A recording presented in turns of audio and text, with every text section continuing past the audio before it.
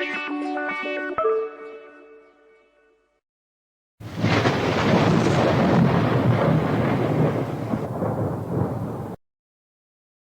topic is cell, the structural and functional unit of life. जैसे हम discuss करते हैं, किसी भी ऑर्गेनिज्म की शुरुआत जो होती है वो एक टाइनी पार्ट से होती है और उस टाइनी पार्ट को हम नाम देते हैं सेल। इस टॉपिक का नाम हो सकता है स्ट्रक्चरल एंड functional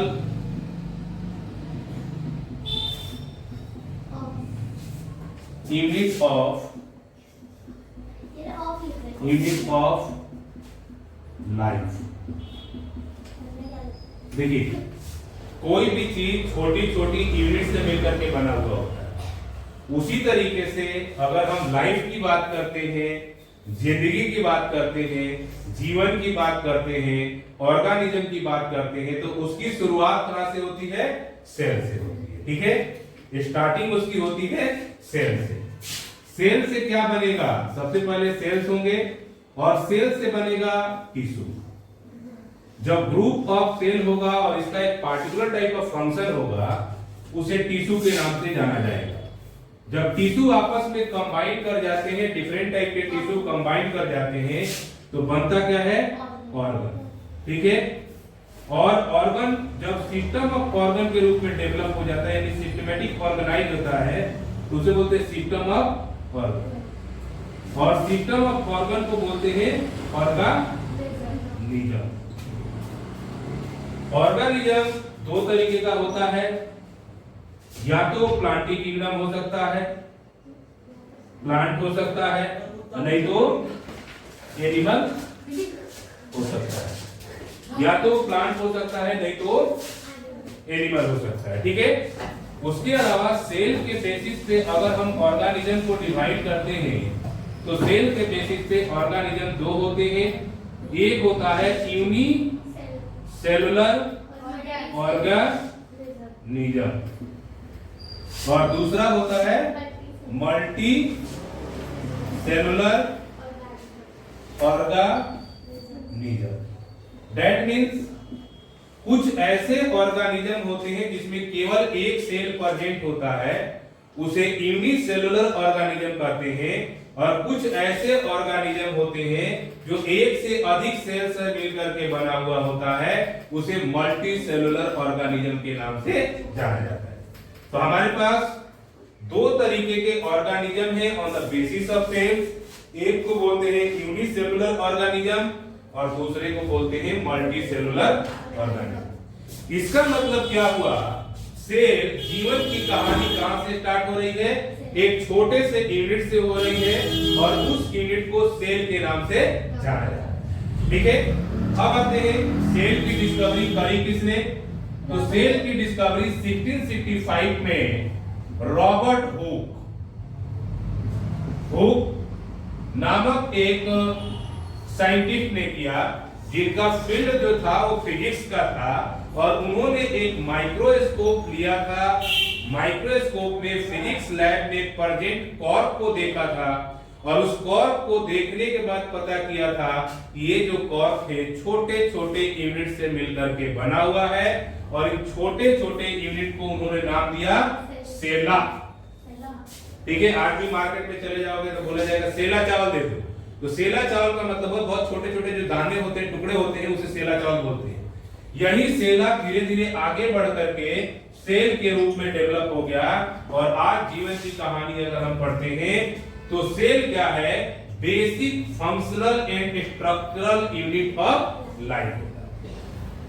अब देखिए, कोई भी ऑर्गेनिज्म हो, चाहे हाथी हो चाहे ब्लू व्हेल हो, उसकी शुरुआत एक छोटे से यूनिट से होती है, यूनिसेल से होती है। ठीक है, एक कोशिका से उसका फॉर्मेशन होता है, बाद में वो मल्टीप्लाई कर जाता है और वो धीरे धीरे मल्टी सेलुलर ऑर्गेनिज्म बन जाता है।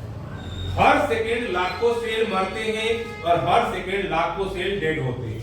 अगर मैंने इस पे इस तरीके से रब कर दिया तो 1 लाख सेल इस पे छोड़ दिया। ठीक है, जब आप माइक्रोस्कोप लेकर के आओगे तो यू कैन सी कि वहां पे सेल बहुत सारे सस्पेंडेड हैं, क्योंकि मैंने जो रगड़ा मेरे बॉडी के अंदर या हथेली पे जो डेड सेल था वो सारा चिपक गया होता है। तो दो तरीके का सेल होता है, एक लिविंग सेल होता है और एक डेड सेल होता है। हर सेकेंड लाखों सेल मरते हैं और लाखों सेल नए बनते हैं। ठीक है, अब आते हैं यूनिसेलुलर ऑर्गेनिज्म के बारे में। तो देखिए जितने भी ऑर्गेनिज्म हैं उनकी शुरुआत तो यूनिसेल से ही होती है। तो हमारे पास होता है कि स्मॉलेस्ट यूनिसेल क्या है बताइए? माइकोप्लाज्मा। स्मॉलेस्ट यूनिसेल ये होता है माइकोप्लाज्मा। और लार्जेस्ट यूनिसेल ये होता है एग ऑफ ऑस्ट्रिच। चलिए एक बार नोट कीजिए फटाफट, उसके बाद आगे बढ़ते हैं। यस, सीक्वेंस वाइज नोट कर लीजिए क्योंकि we are doing revision part.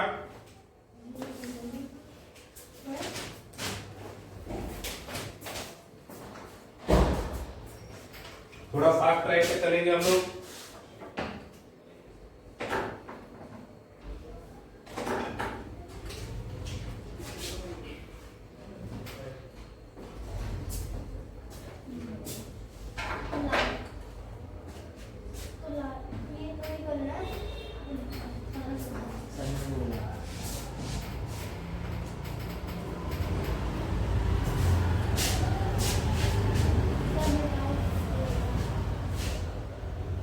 Quickly, क्योंकि बहुत सारा पार्ट है इसमें डिस्कस करने के लिए और हमें सारा चीज स्टडी करना है एक एक करके। ठीक है, ये तो मैंने इंट्रोडक्शन दिया है कि किसी भी ऑर्गेनिज्म की जो शुरुआत होती है वो यूनिसेल से होती है, चाहे इंसान ही क्यों नहीं हो उसकी शुरुआत यूनिसेल से ही होती है। बाद में उसके सेल्स मल्टीप्लाई कर जाते हैं according to the demand, according to the requirement, और वो धीरे धीरे मल्टी सेल में डेवलप हो जाता है। ठीक है, अब सेल भी बेसिक और फंक्शनल यूनिट नहीं है। सेल के अंदर बहुत सारे पार्ट होते हैं, उसके बारे में भी हमें डिस्कस करना है। और सेल के अंदर जो छोटे छोटे पार्ट होते हैं उसे सेल ऑर्गेनेल्स के नाम से जाना जाता है, जिसमें mitochondria, lysosome, ribosome, plastids, Golgi apparatus, endoplasmic reticulum, इन सब चीजों के बारे में हमें एक एक करके डिस्कस करना है।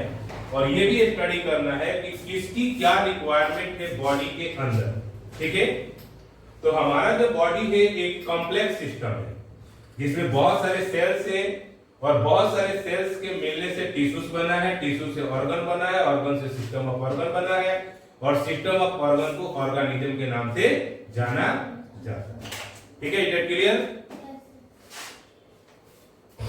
आगे बढ़े।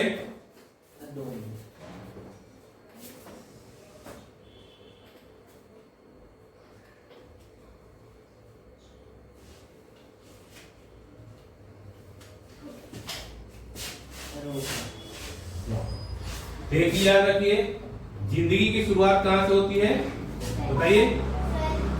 सेल से। On the basis of cell how many types of organism? बोलो। Unicellular and multicellular. बहुत सारे ऑर्गेनिज्म ऐसे हैं जो एक सेल से मिलकर के बने होते हैं, उसे यूनिसेलुलर कहते हैं। और बहुत सारे ऑर्गेनिज्म ऐसे हैं जो एक से अधिक सेल से मिलकर के बने हुए हैं, उन्हें मल्टी सेलुलर ऑर्गेनिज्म कहते हैं। जैसे मान लो अमीबा एक यूनिसेलुलर ऑर्गेनिज्म है और हम लोग एक मल्टी सेलुलर ऑर्गेनिज्म।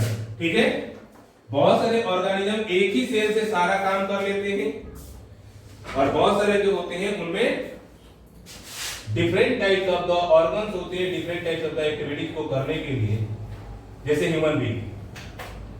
अब देखिए सेल के बारे में देखते हैं। सेल होता क्या है? Structural and functional unit of life. किसी भी लिविंग ऑर्गेनिज्म का जो बिल्डिंग ब्लॉक होता है वो क्या होता है? सेल। और सेल के अंदर क्या होता है? साइटोप्लाज्म होता है, सेल मेम्ब्रेन होता है, और उसके अंदर एक स्ट्रक्चर होता है जिस स्ट्रक्चर को न्यूक्लियस कहा जाता है। यहां लिखिए parts of cell, parts of cell. पहला लिखो सेल मेम्ब्रेन, सेल मेम्ब्रेन, ठीक है। सेल मेम्ब्रेन के बाद एक चीज और ध्यान रखिए कि प्लांटिंग किंगडम में सेल वाल होता है, जितने भी पेड़ पौधे होते हैं ना उसमें सेल वाल होता है, हमारे में सेल मेम्ब्रेन होता है। सेल मेम्ब्रेन के बाद इसके अंदर होता है साइटोप्लाज्म, इसे लिविंग लिक्विड के नाम से भी जाना जाता है। This is a jelly like substance which is important for storing of genetic material। हाथी का बच्चा हाथी होगा, गधे का बच्चा गधा होगा, कुत्ते का बच्चा कुत्ता होगा, और कोई प्लांट लगाते हो, बबुल लगाते हो तो बबुल का प्लांट बबुल ही होगा। ये जेनेटिक कोड के माध्यम से होता है। हमारे सेल के अंदर जेनेटिक कोड प्रेजेंट होता है, उस कोड की वजह से हमारा सिबलिंग हूबहू हमारे जैसा होता है। अगर डॉक्टर का बच्चा होगा तो उसका दिमाग तेज होगा, इंजीनियर का बच्चा होगा तो उसका दिमाग तेज होगा, और अगर किसी रिक्शा पुलर का बच्चा होगा तो उसका दिमाग पहले से उतना तेज नहीं होगा, उसको मॉडिफाई कराना पड़ेगा। और मॉडिफाई एजुकेशन से होता है, जितना ज्यादा दिमाग पे लोड दोगे उतना ही दिमाग फंक्शनल होता है, ठीक है। बट आज के बच्चे तो दिमाग पे बोझ देना ही नहीं चाहते, ठीक है। तो साइटोप्लाज्म, साइटोप्लाज्म के बाद तीसरा जो होता है उसे बोलते हैं nucleus membrane, membrane, nucleus membrane, और चौथा जो होता है न्यूक्लियस होता है, ठीक है। न्यूक्लियस, किसी भी सेल के अंदर न्यूक्लियस का काम है जेनेटिक मटेरियल को स्टोर करके रखना, और ये जो जेनेटिक मटेरियल होते हैं वो खास करके क्या होता है, आप लोगों ने पढ़ा होगा DNA, डीऑक्सीराइबोन्यूक्लिक एसिड। ये जेनेटिक कोड होता है जो पेरेंटल बॉडी से सिबलिंग में पास हो जाता है, ठीक है। मदर फादर से जो जन्म लेने वाला बच्चा है उसमें ऑटोमेटिकली क्या हो जाता है, पास हो जाता है। इस चीज को हम जेनेटिक कोड भी कहते हैं। तो सेल के कितने पार्ट हुए, कौन कौन से?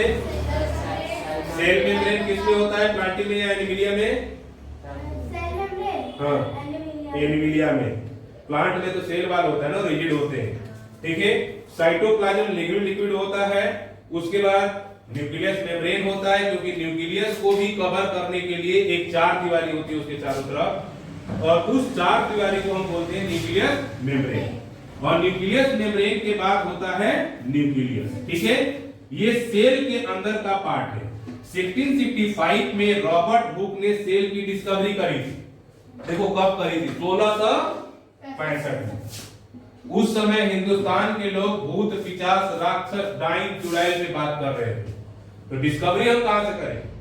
डिस्कवरी तो हम तभी कर सकते हैं ना जब साइंस के फील्ड में हम वर्क करेंगे। 1665, ठीक है। उस समय वो साइंस की बातें कर रहे थे और हम भूत पिशाच की बातें कर रहे थे, तो इसलिए साइंस के फील्ड में हमारा नाम बहुत कम ही आता है, बहुत कम जगह पे हम लोग का एग्जिस्टेंस दिखाई देता है, ठीक है। क्लियर, आगे बढ़े। अगला है डिस्कवरी ऑफ सेल। 1665 में रॉबर्ट हुक नामक एक फिजिसिस्ट ने सेल की डिस्कवरी करी। उन्होंने क्या किया था, एक माइक्रोस्कोप बनाया था लैब में बैठे बैठे, और लैब में प्रेजेंट कॉर्क को लेकर के माइक्रोस्कोप से देखा था। तो उन्होंने फाइंड आउट किया कि बहुत टाइनी टाइनी पार्ट से मिलकर के बना हुआ है, और ये जो टाइनी पार्ट है इसकी वजह से सेल का एग्जिस्टेंस होता है, यानी कॉर्क का एग्जिस्टेंस होता है। और इसलिए उन्होंने इस छोटे छोटे यूनिट का नाम क्या रख दिया था, सेला, और बाद में यही डेवलप होकर के क्या हो गया, सेल हो गया, ठीक है। तो इस तरीके से सेल की डिस्कवरी हुई। सेल की डिस्कवरी किसने करी?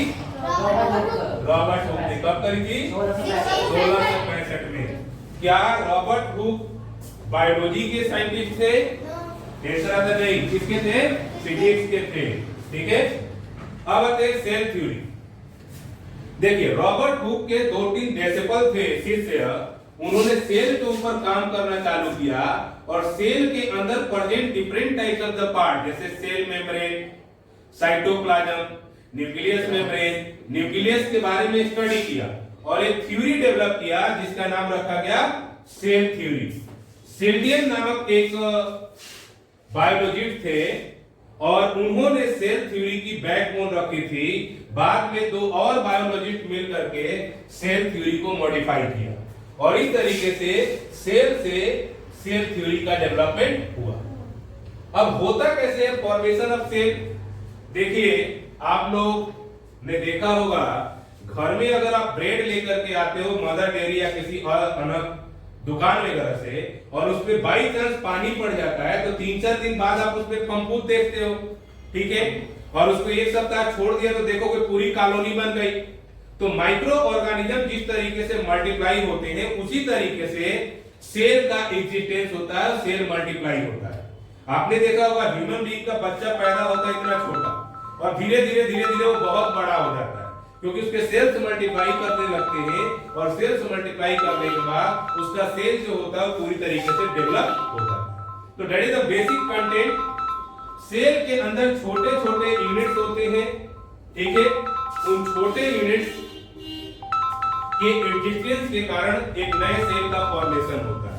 सेल के अंदर एक जेनेटिक मटेरियल होता है, उस जेनेटिक मटेरियल को डीएनए कहा जाता है, डीऑक्सीराइबोन्यूक्लिक एसिड।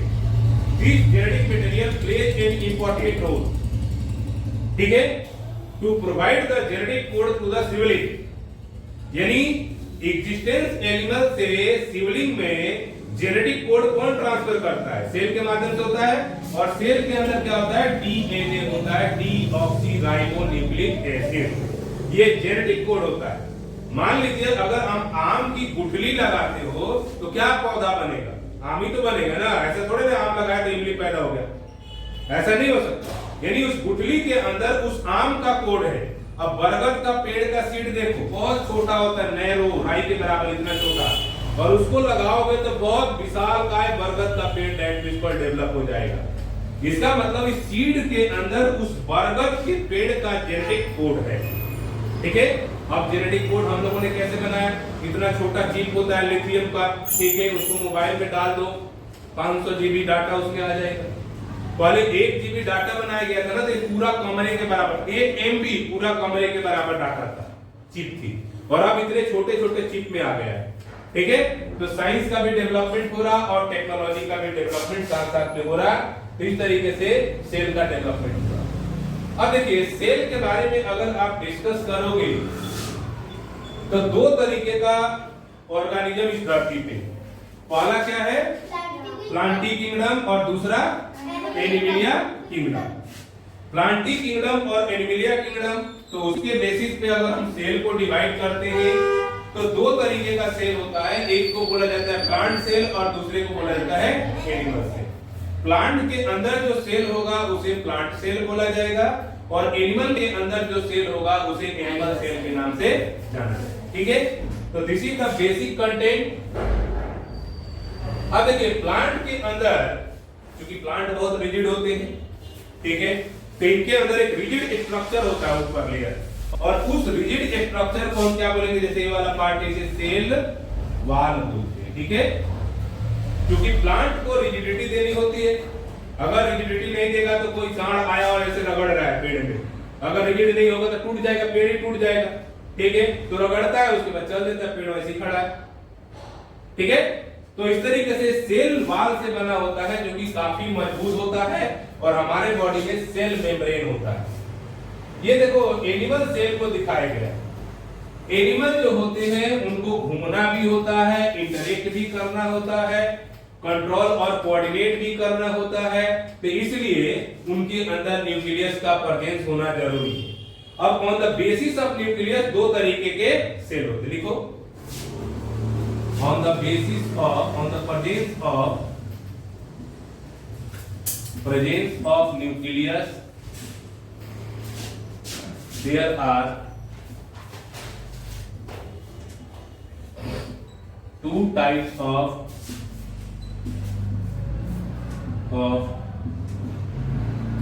organism। फर्स्ट में लिखोगे यूकैरियोटिक, और दूसरा होता है प्रोकैरियोटिक। अब यूकैरियोटिक के ब्रैकेट में लिख लेना with nucleus membrane, with nucleus membrane and nucleus इसमें होता है without nucleus membrane, without nucleus membrane. बहुत सारे ऑर्गेनिज्म में न्यूक्लियस और न्यूक्लियस मेम्ब्रेन होता है, मैक्सिमम में होता है, इसलिए उन्हें यूकैरियोटिक बोला जाता है।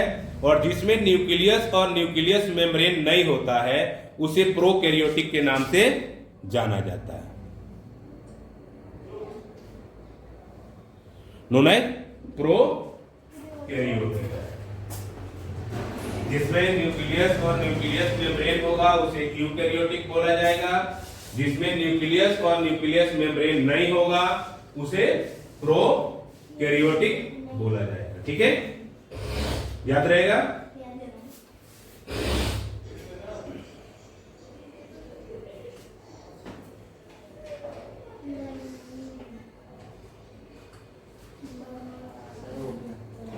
तो सबसे बड़ा यूनिट सेल कौन होता है? एग ऑफ ऑस्ट्रिच, लगभग 2 kg का होता है। ठीक है, और सबसे छोटा कौन सा होता है? माइकोप्लाज्मा, जो कि पानी के अंदर तैरता हुआ एक टाइप ऑफ प्लांटी किंगडम माना जाता है उसे। ठीक है, तो सेल 2 तरीके के हैं, एक यूकैरियोटिक है, एक प्रोकैरियोटिक है। ठीक है, अब आते हैं अगले कंटेंट में। देखिए, अभी तक हमने डिस्कस किया सेल के बारे में। ठीक है, और जब से इलेक्ट्रॉन माइक्रोस्कोप की डिस्कवरी हुई है तब से सेल के अंदर के डिफरेंट पार्ट्स को भी स्टडी करना आसान हो गया। इलेक्ट्रॉन माइक्रोस्कोप की डिस्कवरी हुई थी 1940। कब हुई थी? 1940। हिंदुस्तान में मुश्किल से 5 या 7 ही इलेक्ट्रॉन माइक्रोस्कोप है, क्योंकि इसकी कीमत करोड़ों में होती है। ठीक है, तो उसके बाद इलेक्ट्रॉन माइक्रोस्कोप के डेवलपमेंट ने बायोलॉजी के स्टडी को काफी आसान कर दिया। क्यों? क्योंकि बायोलॉजी विदाउट माइक्रोस्कोप क्या है? जीरो है। अब बंदूक है, गोली नहीं है तो मार दोगे किसी को? नहीं मारोगे ना। पेंट है, उसमें रिफिलिंग नहीं है तो लिख लोगे? नहीं ना। बॉडी है, दिमाग ही नहीं है तो उसका क्या कीमत है? इसलिए 2 चीजों का होना जरूरी है। वैसे ही इलेक्ट्रॉन माइक्रोस्कोप ने बायोलॉजी के कंसेप्ट को काफी इजी कर दिया, क्योंकि इलेक्ट्रॉन माइक्रोस्कोप से पहले केवल सेल के बारे में पढ़ा जाता था, साइटोप्लाज्म के बारे में नहीं पढ़ा जाता था, सेल के टाइप के बारे में पढ़ा जाता था। बट इलेक्ट्रॉन माइक्रोस्कोप ने सेल के अंदर की चीजों को देखना आसान कर दिया, और सेल के अंदर की चीजों को देखना इतना आसान कर दिया कि सेल के अंदर कौन कौन से पार्ट है उसको साइंटिस्टों ने स्टडी करना चालू कर दिया। और इस तरीके से जो हमारे पास पार्ट आए उसमें सबसे पहला आया सेल वॉल। कहाँ होता है? प्लांटी किंगडम में। सेल मेम्ब्रेन एनिमलिया किंगडम में। अच्छा, प्लांटी किंगडम का जो सेल वॉल होता है वो किससे बना होता है? It is made of cellulose. Cellulose जानते हो? घास से बना होता है, एक टाइप ऑफ कार्बोहाइड्रेट होता है जो रिजिड होता है। ठीक है, सेलुलोज से बना हुआ होता है। उसके बाद सेल मेम्ब्रेन है, हम लोग हैं, हमें कोई भैंसा आके मारेगा तो हम लड़ेंगे उससे, भाग जाएंगे। लेकिन अगर कोई भैंसा पेड़ से लड़ रहा है तो पेड़ भाग जाएगा? नहीं, पेड़ को वही खड़ा रहना है। तो इसलिए उसमें रिजिडिटी ज्यादा चाहिए, हमारे में रिजिडिटी कम चाहिए। बारिश आएगा, आंधी आएगा, तूफान आएगा, हम तो अपने घर में, और पेड़ उठ के भागेगा अपने घर में, वैसे ही खड़ा रहेगा ना। तो उसको सब चीज झेलना है, इसलिए उसका बॉडी क्या होना चाहिए? मजबूत होना चाहिए। कहा जाता है ना, इम्यूनिटी बढ़ाओ। इम्यूनिटी कैसे बढ़ेगी? अच्छा खाना खाओगे तभी ना। चाउमीन, मोमोज, बर्गर और पिज्जा से इम्यूनिटी बनेगी? नहीं बनेगी। ठीक है, इसलिए वो चीज खाना छोड़ दो और कल की पार्टी में वही लाओगे। नाउ उसके बाद साइटोप्लाज्म, इसे लिविंग लिक्विड के नाम से जाना जाता है। ठीक है, उसके बाद होता है वैक्यूल और फिर लास्ट में होता है न्यूक्लियस। न्यूक्लियस के अंदर एक जेनेटिक कोड होता है। क्या होता है? Genetic code. और इस जेनेटिक कोड को क्या कहते हैं? DNA deoxyribo nucleic acid. Helix नामक एक साइंटिस्ट था, उसने एक मॉडल बनाया था डीएनए का। इस तरीके से ये डीएनए का स्ट्रक्चर इस तरीके से बताया। इसमें सीक्वेंस होता है, ठीक है, और सीक्वेंस के बेस में जीन्स का ट्रांसफर होता है, जिसकी वजह से जो सिबलिंग पैदा होता है किसी भी ऑर्गेनिज्म का, वो अपने मम्मी पापा जैसा होता है, ठीक है। कुत्ता का बच्चा हाथी नहीं हो सकता। आप लोगों ने पढ़ा होगा, हमारे पुराणों में लिखा हुआ है कि भगवान शिव एक बार जबरदस्ती घर में घुस रहे थे, तो उस समय गणेश जी पहरा दे रहे थे घर पे, और गणेश जी जानते नहीं थे कि ये मेरे पापा हैं, और पापा जी नहीं जानते थे कि ये मेरे बेटे हैं। तो उन्होंने जोर जबरदस्ती करी, तो गुस्सा आ गया, क्योंकि देखो होता क्या है कि भगवान शिव को गुस्सा बड़ा तगड़ा आता है और उनके भक्तों को मनाने भी आता है। तो उनको गुस्सा आ गया, अब गुस्सा आ गया तो परसा निकाल के गर्दन काट दिया। अब देखो उस समय का मेडिकल साइंस कितना डेवलप था, गर्दन काट दिया, बॉडी जिंदा। अब पार्वती जी निकली, उन्होंने देखा, वो गुस्सा हो गई कि आपने कैसे करते हैं, मुझे तो जिंदा चाहिए। अब भगवान शिव को लगा यार अब हो क्या गया। उन्होंने बोला कि भाई कहीं देखो कोई ऐसा बच्चा है जो अपनी माँ का दूध पी रहा हो, उसको अगर हम लगाएं तो उसका गर्दन लग सकता है। ढूंढने लगे सेनापति वगैरह जितने भी थे। उन्होंने देखा कि एक हाथी है, वो अपने बच्चे को दूध पिला रही, ठीक है। अब वो उनको वही दिखा, दूसरा कुछ दिखा ही नहीं। बोला ठीक है, इसी का गर्दन काट के लगा। मतलब इंसान ने हाथी का गर्दन फिट कर दिया। आज का मेडिकल साइंस इतना डेवलप है, हम बायोलॉजी पढ़ रहे हैं ना, आज का मेडिकल साइंस इतना डेवलप नहीं है। इसका मतलब पौराणिक कथाएं अगर सही है तो हमारा साइंस डेवलप नहीं है, नहीं तो पौराणिक कथाएं गलत है। तो that means we can say that advancement of technology अभी भी नहीं हो पाया, ठीक है। तो जैसे कि हम देखते हैं जेनेटिक कोड क्या होता है, डीएनए, और डीएनए हर एक ऑर्गेनिज्म के अंदर प्रेजेंट होता है, ठीक है। उसका सिबलिंग उसी के जैसा होगा, मदर फादर जैसा होगा। गुंडा मवाली का बच्चा गुंडा मवाली ज्यादा होगा, क्योंकि उसका इंटरेक्शन हमेशा क्या रहेगा, गुंडा मवालियों के अड्डे में होता है, ठीक है। एक कंसेप्ट होता है सीधा सा कि विष जानते हो ना, जहर, विष का असली स्वाद पूछना है तो भगवान शिव से पूछो। अगर मीरा से पूछोगे वो तो विष को भी अमृत बताएगी। कहने का मतलब क्या हुआ कि भगवान शिव ने विष का वो किया था वहां। पता है भगवान शिव को क्यों मानते हैं? समुद्र मंथन हो रहा था, और जब समुद्र मंथन हो रहा था तो उसमें बहुत सारी चीजें निकली, सब देवता देवी जितने भी थे ले गए उठा के। लास्ट में निकला क्या, इधर जानो, लास्ट में निकला क्या, विष, जहर। अब जहर कौन पिए, और जो चीज निकली थी सारी लेनी थी। तो सभी देवी देवताओं ने भगवान शिव को, भोले बाबा बोलते हैं उनको, भोले बाबा पता है क्यों बोलते हैं, वो भोला ही है, कोई भी मना लेता है, ठीक है। तो भगवान शिव को मनाने लगे सभी देवी देवता, और उसकी वजह से भगवान शिव मान भी गए। बोला भाई आपको विष पीना पड़ेगा।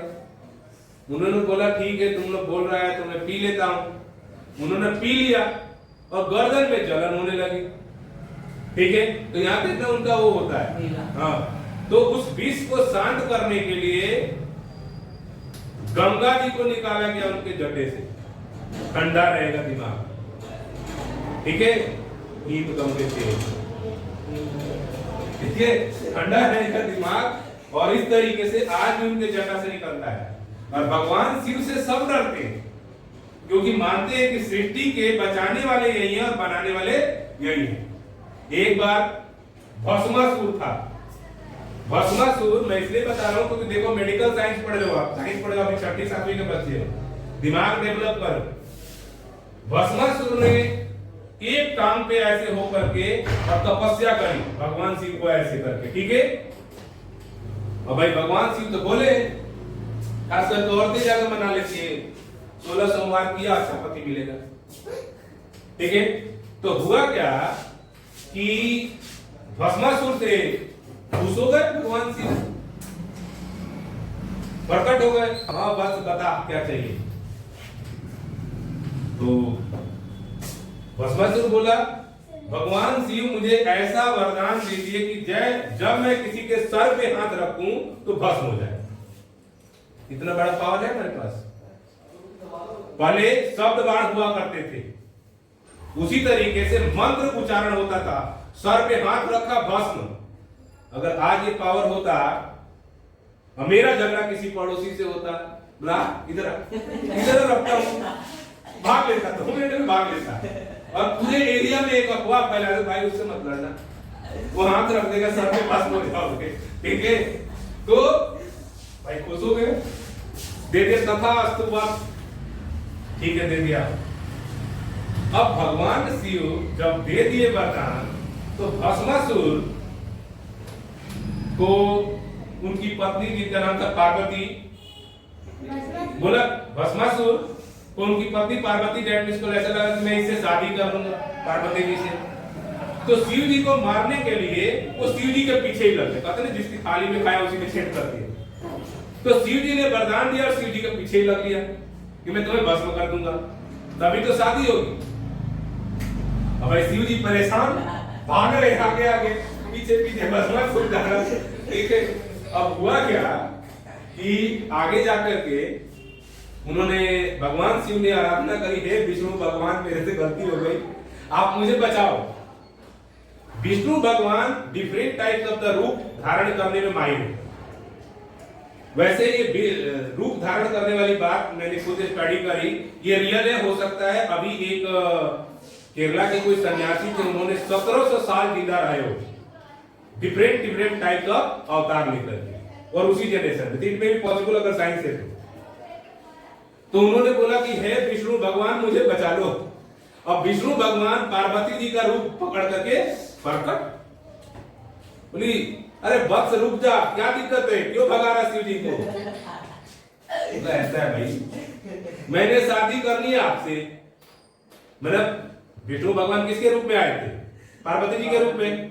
मुझे शादी करनी है आपसे, और जब तक ये जाएंगे नहीं तब तक शादी होगी कैसे, इसलिए मैं इनको भस्म करने के चक्कर में हूं। ठीक है, बोला घबरा मत, मैं शादी ऐसे ही कर लूंगी, कोई बात नहीं, भगवान शिव को छोड़ दूंगी, मैं शादी कर लूंगी। बोला कैसे? बोला भगवान शिव से शादी करने का जो सबसे बड़ा राज है वो है ताता थैया का डांस। यानी भगवान शिव को ताता थैया का डांस बड़ा अच्छा आता है, और इस वजह से मैंने इसे शादी करी है। बोला इसमें क्या, मैं भी कर लूंगा। तो बोला ठीक है, तुम करके दिखाओ। और ताता थैया का डांस क्या होता है, ऐसे करना होता है। ठीक है, इस तरीके से करना होता है। ठीक है, देखो होता क्या है कि बल से महान बुद्धि होती है, और भस्मासुर के पास बुद्धि तो थी नहीं, बल आ गया था, शक्ति आ गई थी, और उस शक्ति का मिसयूज कर रहा था। तो मिसयूज जिस चीज का भी करोगे उसका ह्रास होता है, विनाश होता है। तो उसने बोला इसमें क्या है, मैं अभी करके दिखाता हूं। जैसे ही हाथ रखा भस्म। ठीक है, तो इस तरीके से हम कह सकते हैं कि दिमाग का इस्तेमाल कीजिए, हर जगह शक्ति प्रदर्शन नहीं होता। मान लो कोई भैंसा चल के आ रहा, मोटा तगड़ा है, और तुम दादागिरी दिखा रहे हो कि आज मैं तेरे को देखता हूं, एक पटकनी मारेगा तो सीधा तीसरी मंजिल पे। ठीक है, तो उससे वैसे नहीं लड़ना, दिमाग से काम लेना है वहां पे। ठीक है, तो ये जो था 1940 में जब डेवलपमेंट हुआ स्ट्रक्चर ऑफ सेल के बारे में, तो ये पार्ट्स निकल करके आए, और खास करके बायोलॉजी का स्टडी जो है वो काफी आसान हो गया। यानी बायोलॉजिकल स्टडी क्या था, काफी आसान हो गया, और इस तरीके से बायोलॉजी को बारे में स्टडी करना काफी आसान हो गया। अब इससे फायदा क्या हुआ, हमारा मेडिकल साइंस डेवलप हो गया, और मेडिकल साइंस के डेवलपमेंट की वजह से डिफरेंट टाइप की जो बीमारियां होती है उसका इलाज संभव हो पाए। अब आते हैं सेल वॉल के।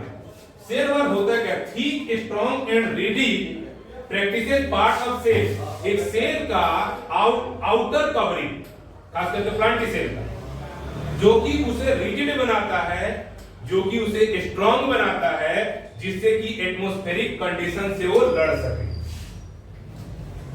उसके बाद आते हैं सेल मेम्ब्रेन। अब देखिए किसी भी सेल के अंदर छोटे छोटे यूनिट्स होते हैं कवरिंग के अंदर, और छोटे छोटे यूनिट्स में सेल मेम्ब्रेन भी होते हैं। ये सेल मेम्ब्रेन क्या होते हैं, प्लांटी किंगडम के अंदर ऊपर की कवरिंग होती है, उसे सेल मेम्ब्रेन कहते हैं। किसी भी सेल के ऊपर का कवरिंग जो कि एनिमल्स में प्रेजेंट होता है उसे सेल मेम्ब्रेन कहते हैं, और प्लांटी किंगडम में प्रेजेंट होता है तो उसे सेल वॉल के नाम से जाना जाता है।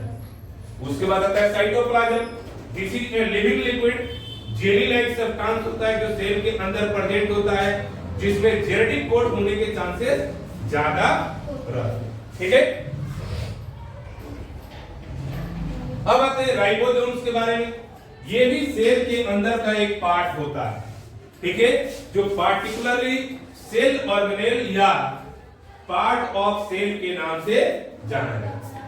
उसके अलावा सेल के अंदर और भी छोटे छोटे पार्ट होते हैं जिसे हम सेल ऑर्गेनेल के नाम से जानते हैं। ठीक है, लिखिए सेल ऑर्गेनेल।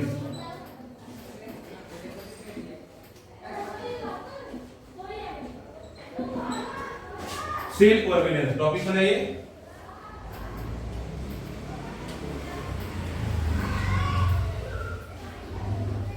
पहला माइटोकॉन्ड्रिया, इसे बोलते हैं power house of the cell.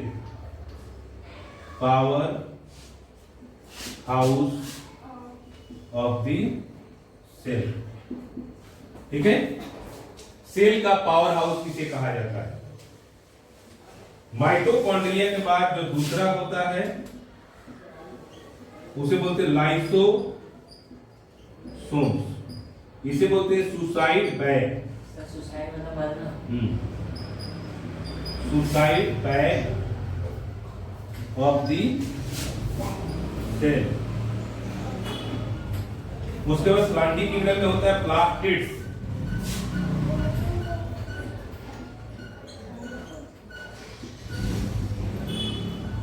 Plastids इसे बोलते हैं किचन ऑफ द प्लांट, क्योंकि इसी में खाना बनता है। उसके बाद गोल्गी apparatus हो सकता है,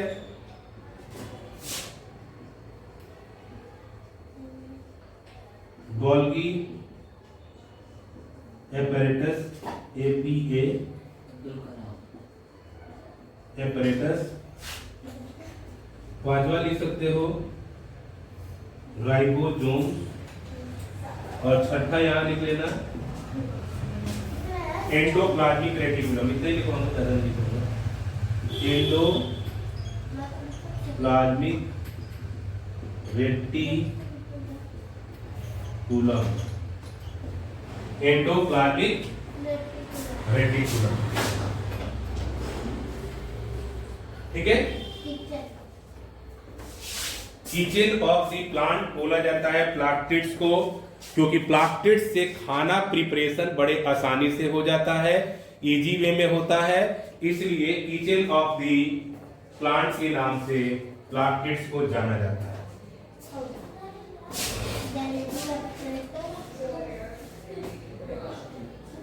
हो गया?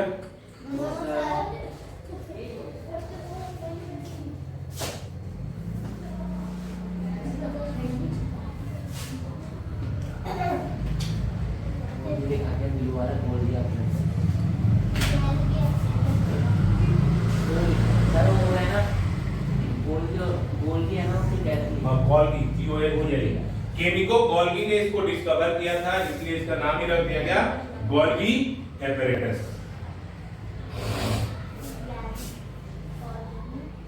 Golgi GOLGI, Golgi apparatus. हो गया?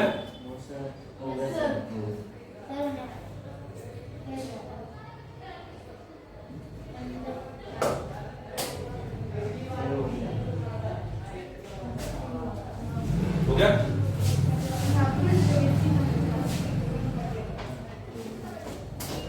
ओके, तो this is specially known as the cell organelle.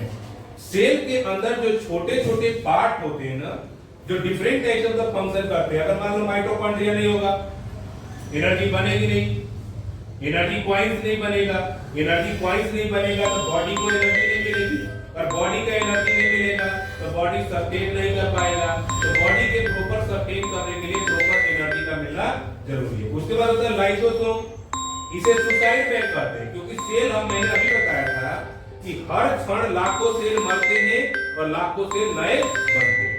तो जे सेल डेड हो जाएगा, वो डेड कहां चला जाएगा? लाइसोसोम में, और लाइसोसोम अपने ही सेल को खा जाएगा, ठीक है, इसलिए उसे सुसाइड बैग कहते हैं। प्लांटी किंगडम के अंदर प्लांटकेट्स होते हैं और इन प्लांटकेट्स को किचन ऑफ द प्लांट के नाम से जाना जाता है। उसके बाद आपके पास है गोल्गी apparatus और फिर इंडोप्लाज्मिक रेटिकुलम, ठीक है। ये डिफरेंट टाइप्स ऑफ पार्ट होते हैं जिसके ऊपर ये फंक्शनल होता है, ठीक है।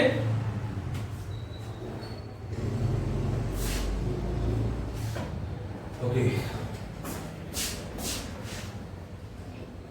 अब आते हैं लाइसोसोम। अभी मैंने बताया कि सुसाइड बैग होता है, जैसे देख सकते हो आप, डेड सेल इसमें आके गिरता है और डेड सेल इसमें आके गिरेगा तो वो सारा का सारा डिकम्पोज कर देगा, खा जाएगा, ठीक है।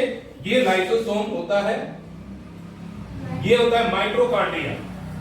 ये क्या करता है? Power house of the cell कहा जाता है, क्योंकि यही एनर्जी देता है सेल को। If there is no mitochondria, no function of the cell will be possible. तो सेल के फंक्शनल के लिए, फंक्शनिंग के लिए माइटोकॉन्ड्रिया का होना जरूरी है, क्योंकि ये क्या करता है? करेंसी, एनर्जी करेंसी देता है, एनर्जी करेंसी देता है, जिसकी वजह से जो other parts of the cell है वो फंक्शनल होते हैं, ठीक है। इसलिए माइटोकॉन्ड्रिया को क्या कहते हैं? Power house of the cell. ये सेंट्रोसोम होता है, जो कि किसी भी सेल के अंदर सेंटर में प्रेजेंट होता है, इसे सेंट्रोसोम के नाम से जाना जाता है, ठीक है। यही कंटेंट हमें डिस्कस करना था, ठीक है। अब आप लोग इसे रिकैप कीजिए। अब ये स्टार्ट करेंगे इसका कंसेप्ट नेक्स्ट।